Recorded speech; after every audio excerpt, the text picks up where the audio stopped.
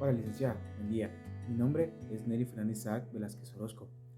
Estoy en la sección 91 de Estrategias de la Comunicación Lingüística. Eh, Hoy vamos a presentar mi proyecto de lectura, que es sobre Don Quijote de la Mancha, por el autor de Don Miguel de Cervantes. Y el capítulo que vamos a estar leyendo es el número 34. Sin más preámbulos, comencemos. Capítulo 34, donde prosigue la novela del curioso impertinente. Así como suele decirse que parece mal el ejército sin su general y el castillo sin su castellano, digo yo que parece muy peor la mujer casada y moza sin su marido, cuando justísimas ocasiones no lo impiden. Yo me hallo tan mal sin vos y tan imposibilitada de no poder sufrir esta ausencia, que si presto no venís, me habré de ir a entretener en casa de mis padres, aunque deje sin guardia la vuestra, porque la que me dejastes, si es que quedó con tal título, creo que mira más por su gusto que por lo que a vos os toca. Y pues sois discreto, no tengo más que deciros, ni un es bien que más os diga.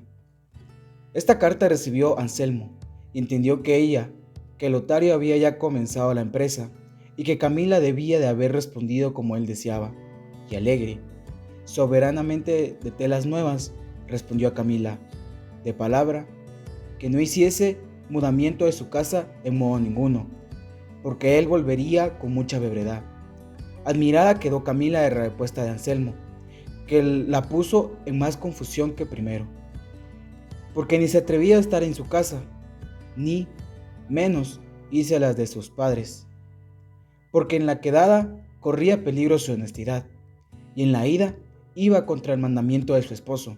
En fin, se resolvió en el que él estuvo peor, pero fue en el quedarse, con determinación, de no oír la presencia de Lotario, por no dar que decir a sus criados, y la pesaba de haber escrito lo que escribió a su esposo, temerosa de que no pensase que Lotario había visto en ella alguna desenvoltura que le hubiese movido a no guardar el decoro que debía, pero, fiada en su bondad, se fió en Dios y en su buen pensamiento, con que pensaba resistir callado a todo aquello que Lotario con Anselmo, cuando le preguntase la ocasión que le había movido a escribir aquel papel. Con estos pensamientos, más honrados que acertados, ni provechosos, estuvo otro día escuchando a Lotario, el cual cargó la mano de manera que comenzó a titubear la firmeza de Camila, y su honestidad tuvo harto que hacer acudir a los ojos, para que no diese muestra de alguna amorosa compasión que las lágrimas y las razones de Lotario en su pecho habían despertado. Todo esto notaba Lotario, y todo le encendía. Finalmente, a él le pareció que era menester, en el espacio y lugar que daba la ausencia de Anselmo, apretar el cerco a aquella fortaleza, y así acometió su presencia con las alabanzas de su hermosa, porque no hay cosa más presto rinda y allanase las encastilladas torres de la vanidad de las hermosas que la misma vanidad. Puesto en las lenguas de la adulación, en efecto, él, con toda diligencia, minó la roca de su entereza, con tales petrechos que, aunque Camila fuera toda de bronce, viniera al suelo, lloró, rogó, ofreció, aduló, porfió y fingió Lotario con tantos sentimientos, con muestra de tantas veras, que dio al través con el recato de Camila, y vino a triunfar de lo que menos pensaba y más deseaba. Riéndose Camila se rindió, pero ¿qué mucho si la amistad de Lotario no quedó en pie? Ejemplo claro que nos muestra que solo se vence la pasión amorosa con huya, ya que nadie se ha de poner a brazos con tan poderoso enemigo, porque es menester fuerzas divinas para vencer las suyas humanas. Solo supo Leonela la flaqueza de su señora, porque no se la pudieron encubrir los dos malos amigos y nuevos amantes. No quiso Lotario decir a Camila la pretensión de Anselmo, ni él que había dado lugar para llegar a aquel punto, porque no tuviese un menor a su amor, y que pensase que así, acaso, y de no pensar, y no de propósito lo había solicitado. Volvió allí a pocos días Anselmo a su casa, y no echó de ver lo que faltaba en ella, que era lo que menos tenía y que más estimaba. Fuese luego a ver a Lotario, y hallóle en su casa, abrazándose los dos, y el uno le preguntó por las nuevas de su vida o de su muerte. Las nuevas que podré dar, oh amigo Anselmo, dijo Lotario, son de que tienes una mujer que dignamente puede ser ejemplo y corona de todas las mujeres buenas. Las palabras que le he dicho se les han llevado al aire.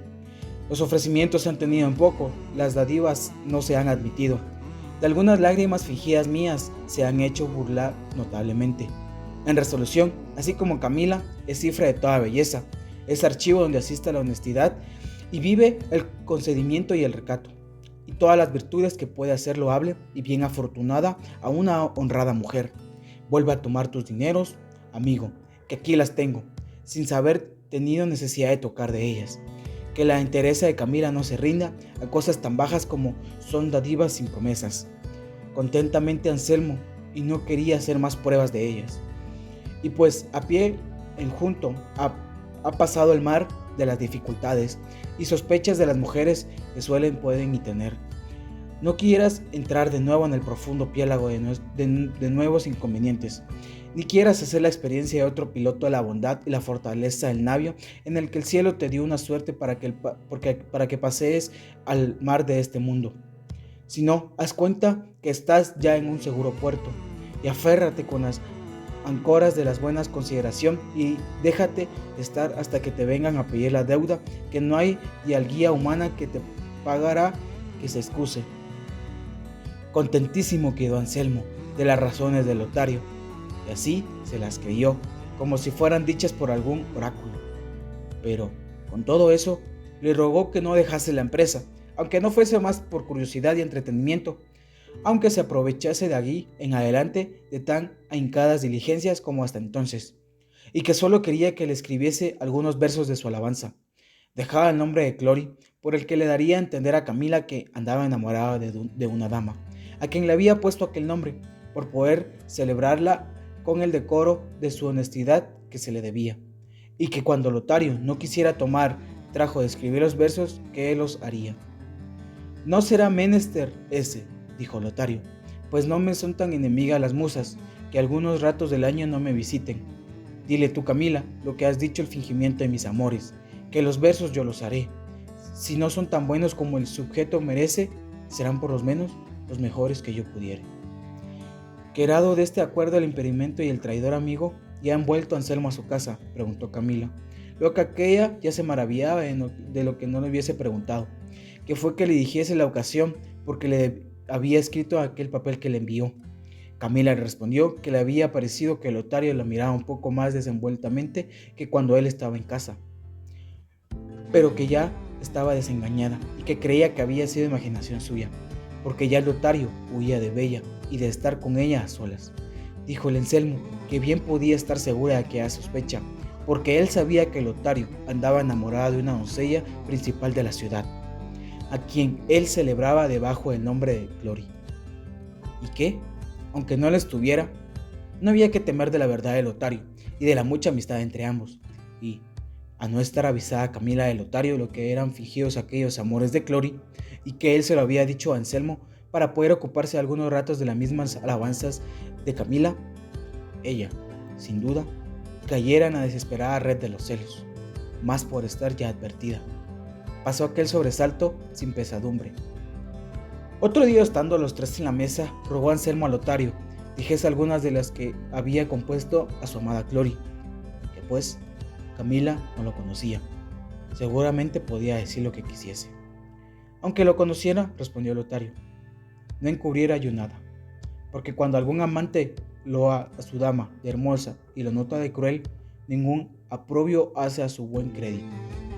Pero sea lo que fuere, lo que sé decir, que ayer hice un senato a la ingratitud desde Clori, que dice así: soneto.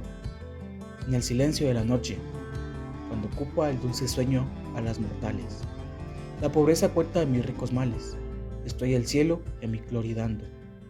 Y al tiempo, cuando el sol se va mostrando por las rosadas puertas orientales con sus suspiros y acentos desiguales, voy a la antigua querella renovada. Y cuando el sol, de su estrellado asiento, derechos rayos a la tierra envía, el llanto crece y dobló los gemidos. Vuelve la noche y vuelvo a la triste cuento. Y siempre hallo en mi mortal porfia el cielo sordo a Clori sin oídos. Bien le pareció el soneto a Camila, pero mejor a Anselmo, pues le alabó y dijo que era demasiadamente cruel a la dama que tan claras verdades no correspondía, a lo que Camila dijo: luego, todo aquello que los poetas enamorados dicen es verdad. En cuanto poetas, no la dicen, respondió Lotario. Mas cuentan enamorados siempre quedan tan cortos como verdaderos. No hay duda de eso, replicó Anselmo, todo por apoyar y acreditar los pensamientos de Lotario con Camila, tan descuidado el artificio de Anselmo que ya no enamorada de Lotario. Y así, con el gusto de sus cosas tenía, y más, teniendo por entiendo que sus deseos y escritos a ella encaminaban, que ella era la verdadera Clori, le rogó que si otro soneto o otros versos sabía. Les dije: sí, respondió Lotario, pero no creo que es tan bueno como el primero, o mejor decir, menos malo, y podréislo bien juzgar, pues es este soneto. Yo sé que muero, y yo si no soy creído, es más cierto el morir, como es más cierto verme a tus pies. Oh bella ingrata, muerto, antes que adorarte arrepentido, podré yo verme en la región del olvido, de vida y gloria y de favor desierto, y de allí verse podrá en mis pechos abierto, como tu hermoso rostro está esculpido, que esta reliquia guardo por el duro trence que me amenaza mi porfia, que en tu mismo rigor se fortalece. Ay de aquel que vanega el cielo oscuro, por amor no usado y peligra vía, a donde norte o puerto que no se ofrece. También alabó este segundo soneto, Anselmo, como había hecho el primero, y desde esta manera iba añadiendo eslabón a la cadena con que se enlazaba y trataba su deshonra. Pues como más Lotario le deshonraba, entonces le decía que estaba más honrado, y con esto todos los escalones que Camila había en el centro de su menosprecio, lo subía. En la opinión de su marido, hacía la cumbre de la virtud y de buena fama. Sucedió en esto que, hallándose una vez, entre otras, solo Camila con su doncella le dijo: corrido estoy, amiga Leonela, de ver en cuán poco he sido estimarte, pues ni siquiera no hice con el tiempo comprar a Lotario la entera posesión que le di tan presto de mi voluntad. Temo que he de estimar mi prosteza o ligereza, sin que eche de ver la fuerza que él me hizo para no poder resistirle.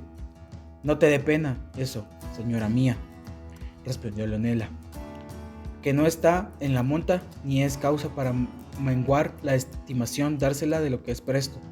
Sí, en efecto, lo que es de es bueno, y ello por sí digno de estimarse, y aún suele decirse que él de luego da dos veces.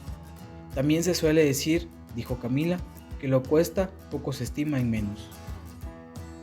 No corre por ti esa razón, respondió Leonela, porque el amor, según he oído decir, unas veces vuela y otras anda. Con este corre y con aquel va despacio, a unos entibia y a otros abraza, a unos hiere y a otros mata.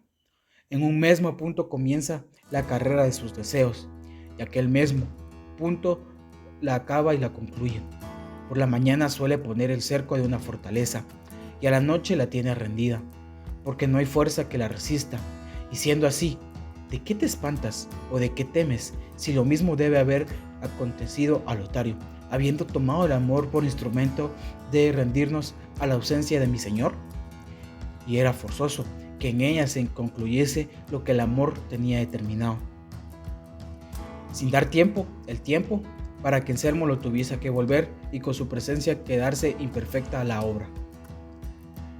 Rióse Camila del A, B, C de su doncella y túvolo por más plática en la que de su amor que ella decía, y así lo confesó ella, descubriendo a Camila cómo trataba amores con un mesebo bien nacido de la misma ciudad, de lo cual se turbó Camila, temiendo que era aquel camino por donde su honra podía correr riesgo. Apuróla si pasaban sus pláticas a más hacerlo.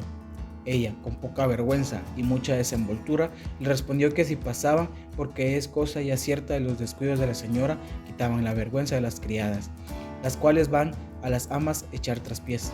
No se le da nada a ellas cojear, ni de lo que sepan. No pudo ser otra cosa Camila, sin rogar a Leonela, no dijese nada de su hecho al que decía su amante, y que traste sus cosas con secreto, porque no viniesen a noticia de Anselmo ni de Lotario. Leonela respondió que sí lo haría, mas cumpliólo de manera que hizo cierto el temor de Camila, de que por ella había de perder su crédito, porque la deshonesta y atrevida Leonela, después que vio que el proceder de su amo no era el que él solía, atravesó a entrar y poner dentro a su casa a su amante. Confía que, aunque la señora lo viese, no había de estar descubriendo que este daño a correr entre todos. Los pecados de la señora que se hacen esclavas de sus mismas criadas y se obligan a encubrirlas, sus deshonestidades y vilezas, como asentió con Camila, que aunque vio una y muchas más veces que su Leonela estaba con su galán en su aposento de su casa, no solo lo asobaba a reñir, mas daba el lugar que lo encerrase, y quitándole todos los estorbos para que no fuese visto de su marido, pero no lo pudo quitar, que Lotario no le viese una vez salir al romper de alba, el cual sin conocer quién era. Pensó primero que debía de ser algún fantasma, mas cuando le vio caminar, embozarse y encubrirse con cuidado, le recató. Cayó de su simple pensamiento y de en otro, que fuera la perdición de todos. Si Camila no lo remediara, pensó Lotario, que aquel hombre que había visto salir de su deshonra, con el mismo a quien se entregó rogada y persuadida, y cree que con mayor facilidad se le entregan a otros, y da infalible crédito a cualquier sospecha de esto lo venga. Sábete, Anselmo, que hay muchos días que he andado peleando conmigo mismo, haciéndome fuerza a no decírtelo, ya que no es posible ni justo que más te encubra. Sábete que la fortaleza de Camila está ya rendida y sujeta todo aquello que yo quisiera decir de ella. Y si he tardado en descubrirte esta verdad, ha sido porque si en algún liviano antojo suyo no se le hacía por probarme y para ver si en su propósito firme trataba de los amores que con tu licencia con ella ha comenzado. Absorto, suspenso y admirado quedó Anselmo con las razones de Lotario, porque la cogieron en tiempo donde menos lo esperaba oír, porque ya tenía a Camila por vencedora de los fingidos altos de Lotario, y comenzaba a gozar de la gloria del vencimiento. Tú lo has hecho, Lotario, como yo esperaba de tu amistad. En todo se ha de surgir tu consejo. Haz lo que quieras y guarda aquel secreto que ves y conviene tan pesado. Prometióselo Lotario, y en aparentosa de él, se arrepintió totalmente de cuanto le había dicho, viendo cuán neciamente había andado, pues pudiera él vengarse de Camila, y no por camino tan cruel y tan deshonrado. Maldecía su entendidismo, afeaba su ligera determinación y no sabía qué medio tomarse para deshacerse lo hecho o para darle alguna razonable salida.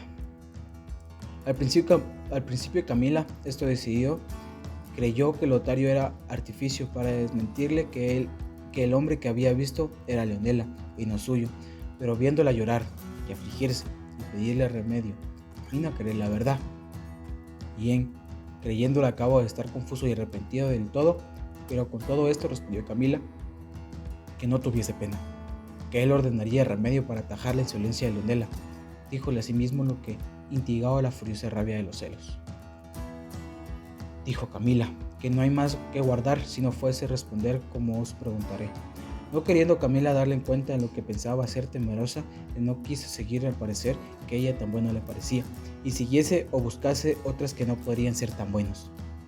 Con esto se fue Lotario, y Anselmo otro día, con la excusa de ir a aquella aldea de su amigo, se partió y volvió a esconderse de lo que pudo hacer una comodidad, porque en la industria se lo dijeron Camila y Leonela.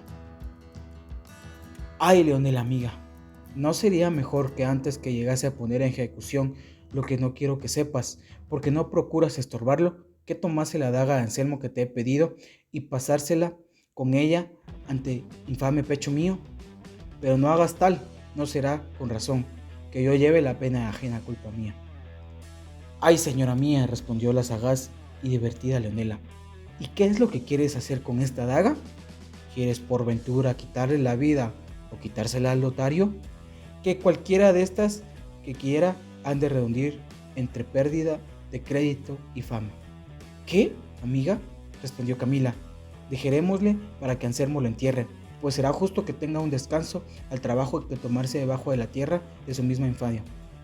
Llámale, acaba, que todo el tiempo que tardó en tomar la debida venganza de mi agravio parece que ofendió la lealtad de mi esposo Debo.